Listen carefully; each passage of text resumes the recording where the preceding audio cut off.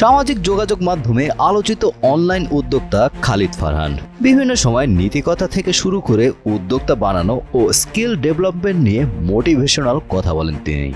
সর্বশেষ passive journal নামে একটি প্ল্যাটফর্ম গড়ে তোলেন, আর সেই প্ল্যাটফর্ম থেকেই তার বিরুদ্ধে একাধিক প্রতারণার অভিযোগ উঠেছে।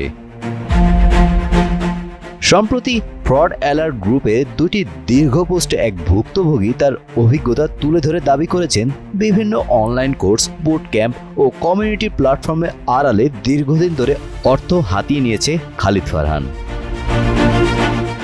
অভিযোগে বলা হয় 2021-22 সালের দিকে প্যাসিভ জার্নাল নামে একটি কোর্স কিনেছিলেন ওই ব্যক্তি, যার মূল্য ছিল প্রায় 5,000 টাকা। তার দাবি কোর্সের কন্টেন্ট ছিল নিম্নমানের এবং অনেকটাই অন্য প্ল্যাটফর্ম থেকে কপি করা। তবে মূল সমস্যা শুরু হয় পরবর্তীতে বুট ক্যাম্প প্রোগ্রামকে কেন্দ্র করে।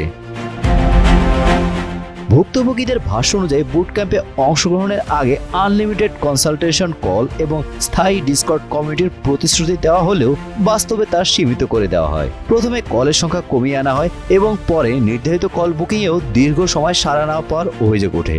এমনকি নির্ধারিত সময়ের আগে বুট ক্যাম্প শেষ ঘোষণা করে বাকি সুযোগ সুবিধা বন্ধ করে দেওয়া হয় বলে অভিযোগ করা হয়েছে। সবচেয়ে বিতর্কিত অভিযোগগুলোর একটি হলো অর্থের বিনিময়ে তৈরি প্রায় 2000 সদস্যের একটি ডিসকর্ড কমিউনিটি হঠাৎ করে মুছে ফেলা। কোনো পূর্ব ঘোষণা ছাড়াই এই পদক্ষেপ নেওয়া হয়েছে বলে দাবি করা হয়েছে, যা অংশগ্রহণকারীদের মধ্যে ক্ষোভের সৃষ্টি করে। তবে খালিদ ফারহান ফেসবুকে এসে এই বিষয়ে বিস্তারিত বলেছেন। এআই আশায় তার ওই সকল কোর্সের ভ্যালু কমে গিয়েছে যেগুলো পরবর্তীতে ফ্রিতে সকলকে দেয়া হবে বলে জানান তিনি। তবে তার ফেসবুকে কমেন্ট করা যাচ্ছে না, অটো ডিলিট করছেন তিনি। খালিদ ফারহানের প্রতারণার শিকার একাধিক ব্যক্তি একত্রিত হয়ে আইনি পদক্ষেপ নেওয়ার চিন্তা করছেন।